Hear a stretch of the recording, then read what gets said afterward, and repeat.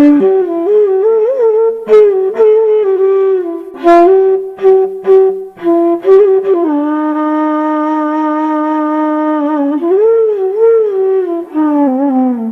এটা সুধো কি কথা সোধা আকৌ ধনী দুখীয়া ওখ প্ৰাচীৰখন ভাঙি তুমি মোৰ হ'ব জানো পাৰিবা পাৰিম তোমাৰ বাহিৰে মই আন কাৰো হ'ব নোৱাৰো সঁচাই তুমি এৰি গ'লে মই কিন্তু জীয়াই নাথাকিম ময়ো নাথাকো হন বহুত ভাল পাওঁ তোমাক সঁচাই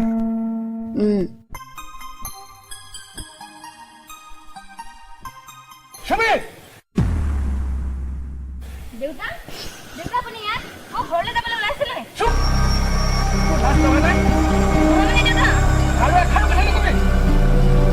আৰু তই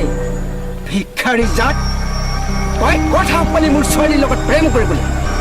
নহয় মানে দেউতা আপুনি ভুল হৈছে দেউতা কি ভুল বুজিছো যি বুজিবলৈ আছে সকলো দেখিলো তই কেনেকৈ ভাবি ললি যে তোৰ দৰে ভিক্ষাৰী এটাৰ লগত যে মোৰ ছোৱালী বিয়া দিম তোৰ বাপেৰ শ্ৰাদ্ধৰ দিনা 10,000 টকা ধাৰ লৈ নি আজিলৈকে পৰীক্ষিত নকৰিলে আৰু সেই চেৰা নামৰ কোঠাৰখন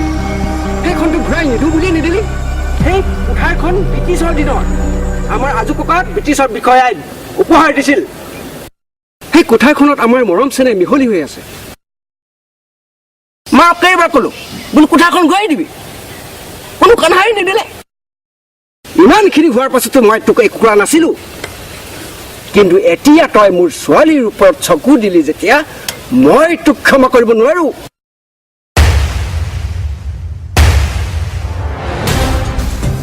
দেউতা তোক আজি মই ঘৰত দেউতা জানানে একো দুখ নাই দেউতা তাক একো নকৰিবা প্লিজ দেউতা মোক এৰি দিয়া দেউতা দেউতা কিছু নহয় ভিক্ষাৰীটো বিচাৰি পালি দেউতা তোক আজি মই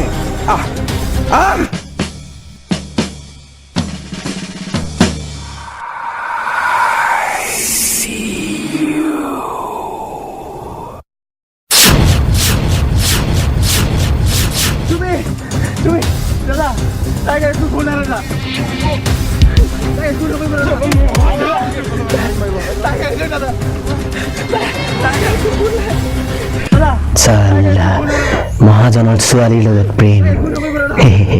এতিয়া তই মোৰ লগত ৰোমাঞ্চ কৰিবি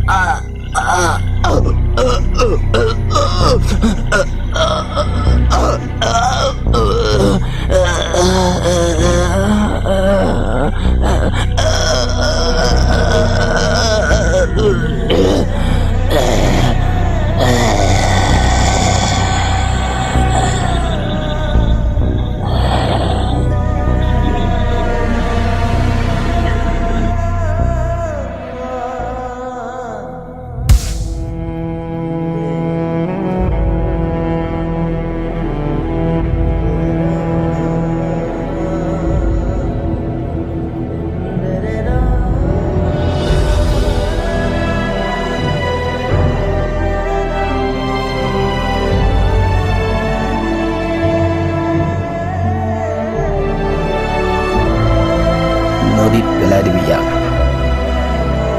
যাতে কোনেও চিন চাপ বিচাৰি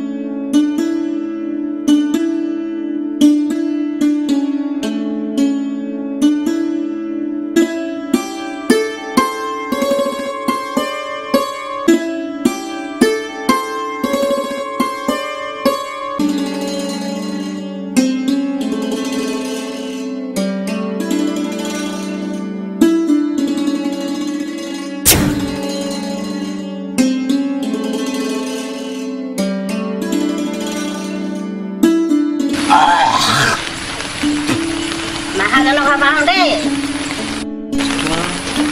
আজি 5 বছৰ মই কোঠাখন লৈ ঐ তুমি আছনে চাই আহিছো ঘূৰি আহিবি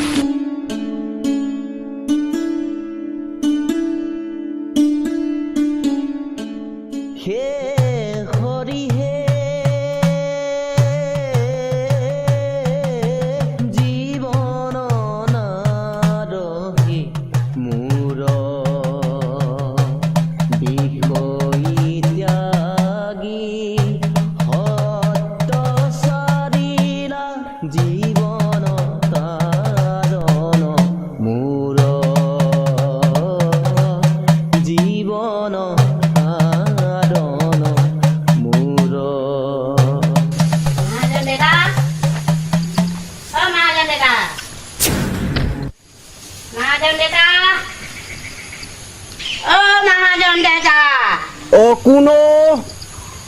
পুৱাতে আকৌ কোন ওলালে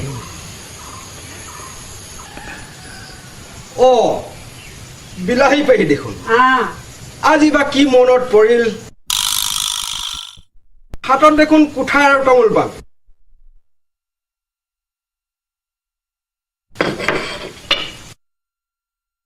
আপুনিও যে আৰু পেহী নিদিয়া হলেও হয়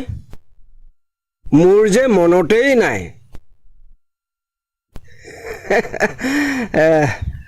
বাৰু দেতা আনৰ বস্তুটো ৰাখি থোৱা পাপ পিছে পেহী আজি 5 বছৰ পাছত কেনেকৈ মনত পৰিল যে আনৰ বস্তুটো ৰাখি থোৱাটো পাপ দেতা ৰাতি সপোন দেখিছিলো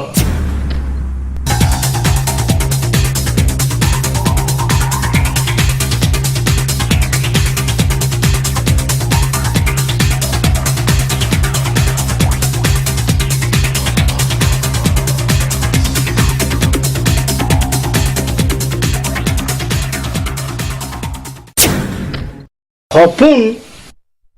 কি পেহী সপোন দেখিছিলে তামোল খ নিদ্ৰাৱস্থাত দেখা সপোনৰ কোনো মূল্য নাই পেহী মানুহে সপোন দেখিব লাগে কিন্তু শুই থকা অৱস্থাত নহয়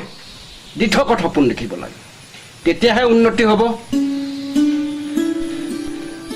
আজি ইমান দিনে মোৰ কোঠাৰখন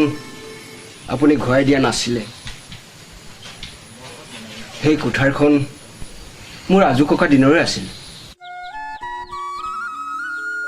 গতিকে মই আপোনালোকক বেয়া পোৱাটো স্বাভাৱিক হে আনৰ বস্তু লোভ কৰিব নাপায় কথাতে কয় নহয় লোভেই পাপ পাপেই মৃত্যু এতিয়া আহিল কোঠাখনৰ কথা কোঠাখন বাৰু গ্ৰহণ কৰিলো পেহী কিন্তু তামোল পাণৰ টোপোলাটো মোক নালাগে কাৰণ তামোল পাণত আত্মসন্মানৰ কথা আছে যিহেতু অসমীয়া সমাজত তামোল পাণৰ স্থানটো সদায় শীৰ্ষত নিদ্ৰাৰত সপোন সপোনেই ই কেতিয়াও বাস্তৱত পৰিণত নহয় মানুহৰ তেতিয়াহে উন্নতি হ'ব যেতিয়া নিদ্ৰাৰত সপোনক বাদ দি বাস্তৱক সাৱটি ল'ব